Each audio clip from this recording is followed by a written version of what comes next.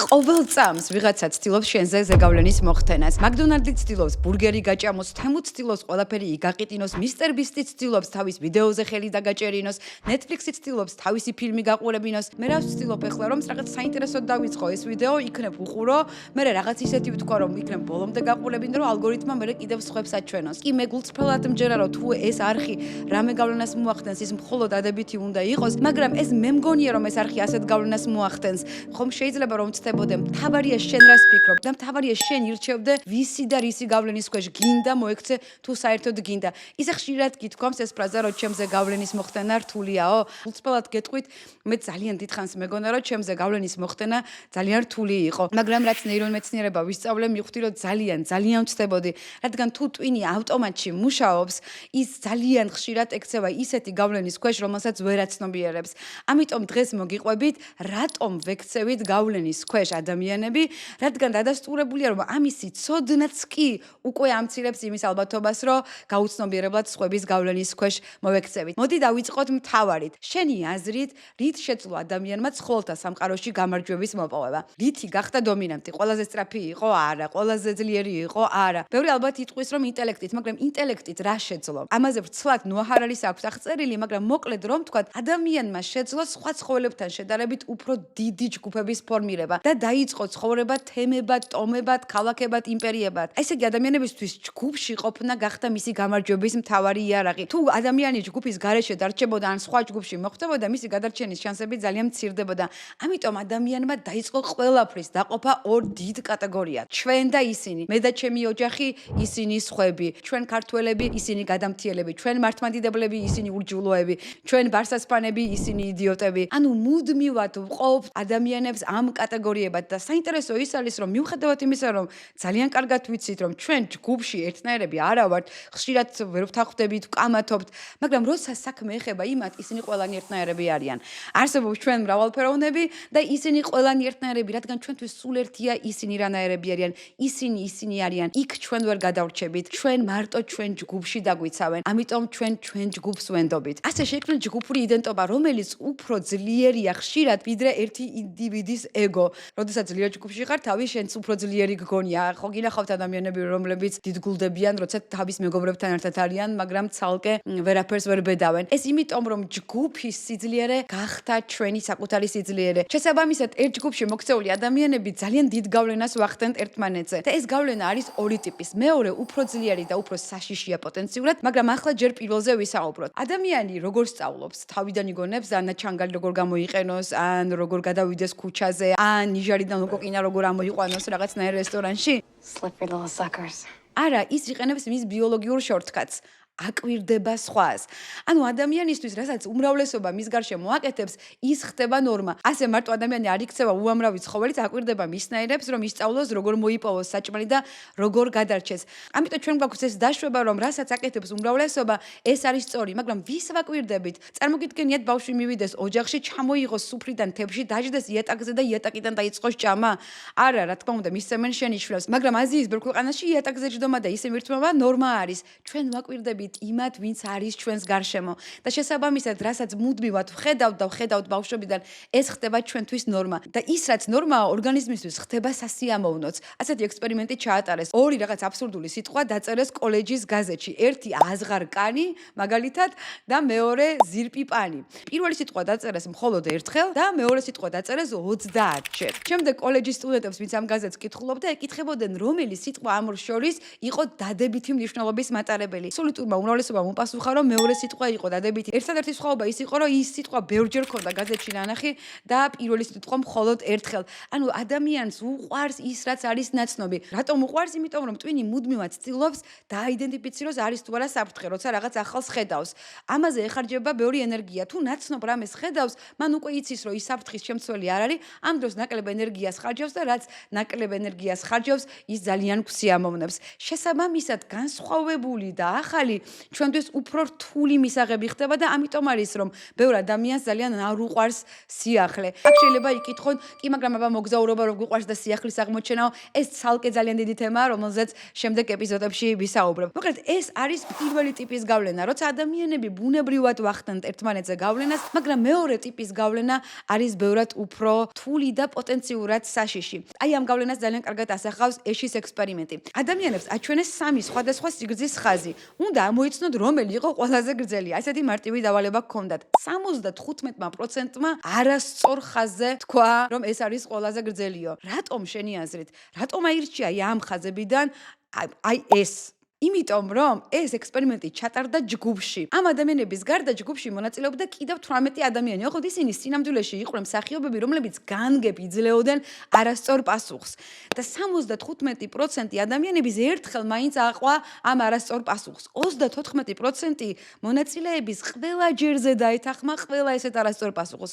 მხოლოდ 25% იყო ისეთი, ვინც არასოდეს არ აყვა ჯგუფის ტყუილს. რატომ ეთანხმებოდნენ ეს ადამიანები ისეთი ჯგუფის წევრებს, რომლებსაც არც იცნობდნენ მანამდე და შესაბამისად არც ნდობა ჰქონდათ. ამას ორი მიზეზი აქვს. პირველი ის არის, რომ ჩვენ გაუცნობიერებლად ვგონია, რომ რასაც უმრავლესობა აკეთებს, ეს არის მართალი და სწორი. რაც ძალიან დიდი ტყუილია ხშირად და ამაზე ძალიან კარგი ეპიზოდები იქნება შემდგომში. მაგრამ მეორე და მთავარი, ჩვენ გაუცნობიერებლად იმხელა შიში გვაქვს, არ დავკარგოთ ჯგუფში ადგილი, რომ ხშირად ვეთანხმებით ჯგუფში გაბატონებულ აზრს ისე, რომ ჩვენ შინაგანად არც ვეთანხმებით.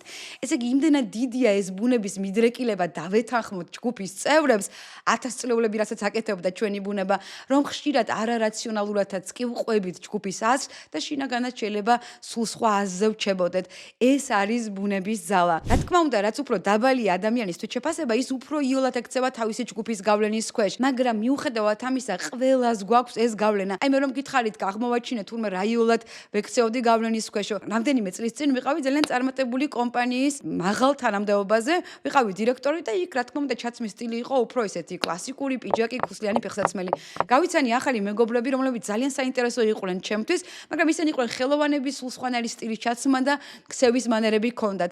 პარასკევს როცა სამსახურიდან უნდა წავსულიყავი მათ სანახავად, გამორიცხულია პირდაპირ მივსულიყავი. ჯერ გავივლდი სახლში, გამოვიცვლივდი ჩემ კლასიკურ ტანსაცმელს, ჩავიცვავდი კეტებს და მხოლოდ ამ შემთხვევაში მივდიოდი მათთან. არადა წესით მეგონა რომ ძალიან თავდაჯერებული, წარმატებული, შემდგარი ადამიანი ვიყავი და ასე იოლად არ უნდა მოვქცეულიყავი სხვა ჯგუფის გავლენის ქვეშ, მაგრამ იმდენად დიდი იყო სურვილი, რომ მათ არ ჩავეთვალეთ უცხოთ, სხვანაირად, რომ მე აი ესე გაუცნობიერებლად ვიცვავდი იმას, რაც იმ ჯგუფში უფრო მისაღები იყო.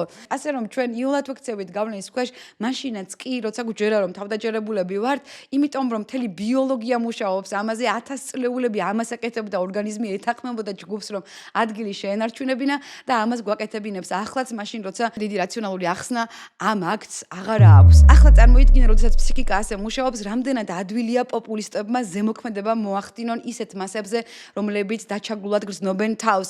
ამ თემაზე თუ არ გინახავს წინა ეპიზოდი, სადაც ვსაუბრობთ, როგორ ხდება დემოკრატიაში პოპულისტების და დემაგოგების აღზევება, ძალიან გირჩევთ ნახოთ ეს ვიდეო, ძალიან საინტერესოა. გამოდის პოპულისტი იწყებს იმ თემებზე საუბარს, რომელიც ადამიანისთვის ისედაც ბუნებრივად მიუღებელია და ამითი ამ ადამიანებს უქმნის ჯგუფთან მიკუთვნებულობის განცდას. ჩვენ ტრამპისტები, ჩვენ კლიმატის დამცველები, ჩვენ ტრადიციონალისტები, ჩვენ პროგრესულები და შესაბამისად ადამიანი, რომელიც თავის თავს არ თვლის ძალიან ძლიერად, როდესაც რაღაცა დიდი ჯგუფის, რაღაცა ელონ მასკის ჯგუფის წევრი ხდება, მისი თვითშეფასება იზრდება. ამას გარდა კიდევ ერთ მნიშვნელოვან ფსიქოლოგიურ ფაქტორზე თამაშობენ პოპულისტები. ალბათ შეგიმჩნევიათ ჩვენი ბუნებრივი მიდრეკილება ყველაფერი დავაბრალოთ სხვებს. ანუ თუ რაღაცა ისი არ მიდის, ან ცუდი მასწავლებლის ბრალი, ან ცუდი მეგობრის, ან მთავრობის, ან თუ არც ერთის, ნუ ცუდი ბედის მაინც. ხო და პოპულისტები აი ამ ფსიქოლოგიურ ფაქტორს კარგად იყენებენ. ყველა ადამიანს და განსაკუთრებით ნაკლებად პრივილეგირებულებს აქვთ რაღაცა, რაც არ მოწონთ, რაც არის ახალი მათი ტვინისთვის. ამაზე იწყებენ ძალიან ბევრ საუბარს, ამას ვისაბრალებენ, რა თქმა უნდა,